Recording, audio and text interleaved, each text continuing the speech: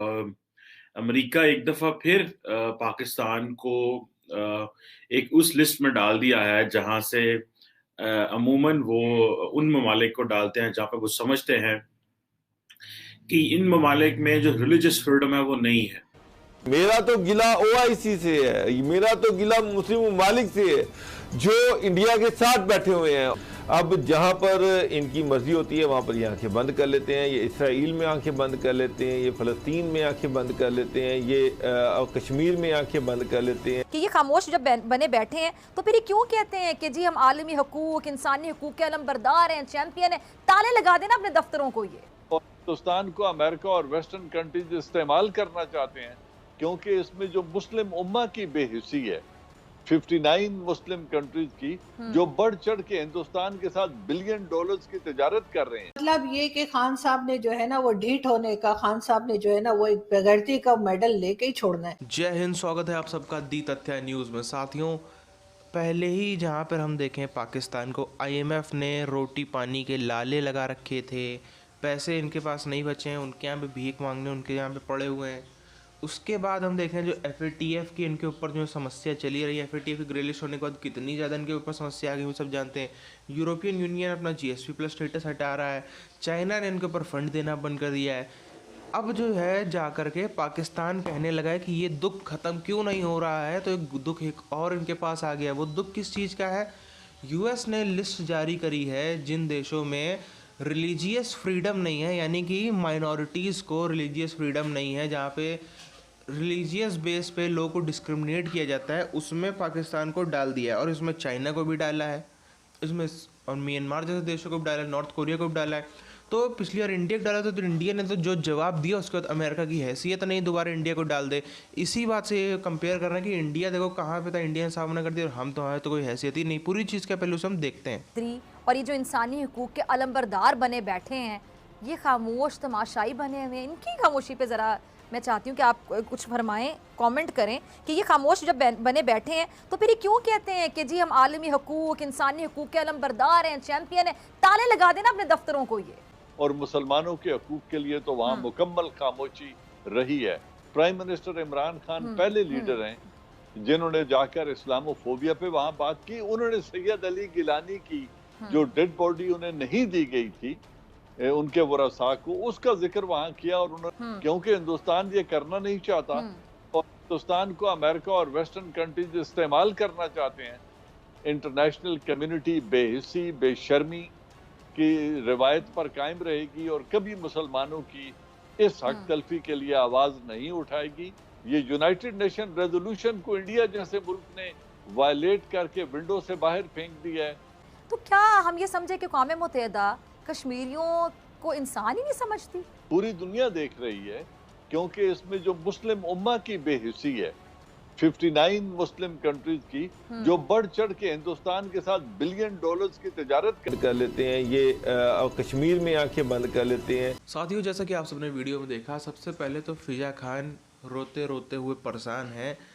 जब जब इनके देश में कोई मुद्दा ही नहीं बचता है कि पाकिस्तान की कोई हम कुछ एक ये लोग ढूंढते हैं, घंटों घंटों दिन भर रिसर्च करते हैं। दिन में फिजा खान का 1 घंटे शो आता है, बाकी 23 घंटे रिसर्च ही करती है कि पाकिस्तान ने शायद कुछ अच्छा कर दिया हो, जिसमें कहीं दुनिया के किसी एक छोटे छोटे न्यूज़पेपर में या कहीं पे क्लिप छप गई हो, एक लाइन छप गई हो कि हाँ ये पाकिस्तान ने अच्छा किया। इनको मिलता नहीं मिलता है।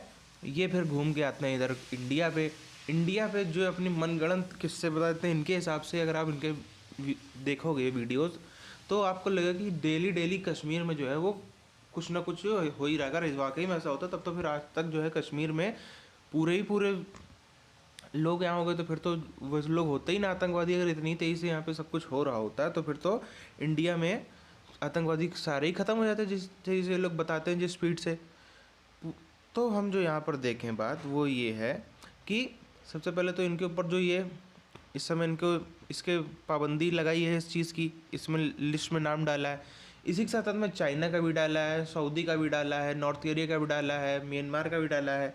इंडिया का पिछले साल डाला था। इंडिया ने तो हम सब शुरू में बात करी ना, इंडिया ने जैसे कहा कि हम इन लोग को वीज़ा नहीं देंगे, हमारे जयशंकर साहब ने कहा कि हम वीज़ा नहीं देंगे, उसके बाद इनकी हैसियत नहीं थी अमेरिका वालों की, इनमें इतना दम नहीं था कि इस बार फिर से इंडिया पे वही चीज़ में लिस्ट में नाम डाल दें। ठीक है ना। तो पहली चीज़ तो ये हो गई।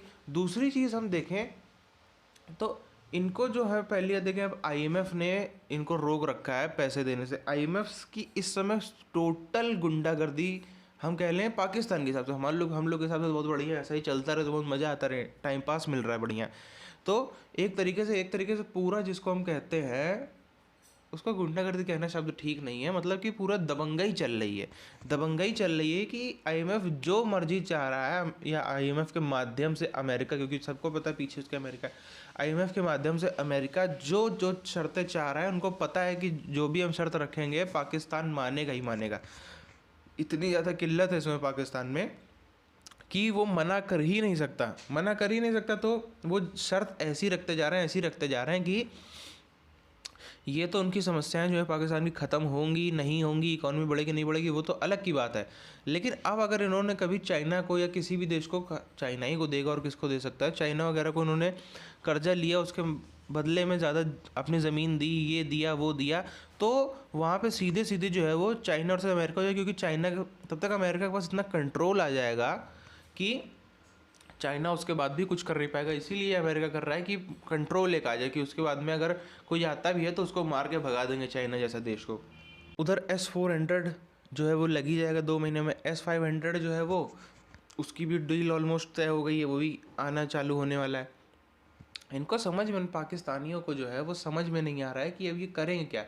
आप देख रहे हैं ना जिस स्पीड से ये जा रहा है देश, और जैसे इनके एंकर लोग बताते हैं कि इतनी ज़्यादा गरीबी है, इतनी ज़्यादा भुखमरी है देश में, तो ये हमको लग रहा है कि कुछ दिनों में सिविल वॉर ना हो जाए, जो मतलब इनके देश में आपस में, क्योंकि अभी भी कुछ ऐसे लोग हैं जो पाकिस्तानी उनसे जिनसे जलते हैं, जलने वाली बात ही है, क्योंकि पूरा देश गरीबी में है, लेकिन कुछ एक 2-4 हज़ार लोग ऐसे हैं जिनके पास अभी भी बहुत पैसा है।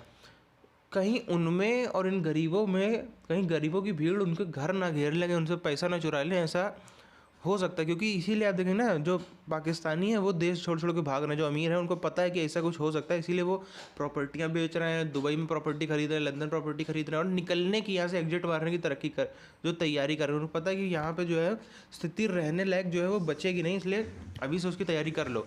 तो फिलहाल तो जो है वो हो सकता है कि कुछ दिनों में ऐसे हमको सिविल वॉर देखने को मिले, ऐसे लूट मार चोरी चकारी होते हुए हमको साफ तौर पर दुकानें लूटते हुए, घर लूटते हुए पाकिस्तान में देखने को मिल जाए, जैसी स्थिति वहाँ पे बन रही है।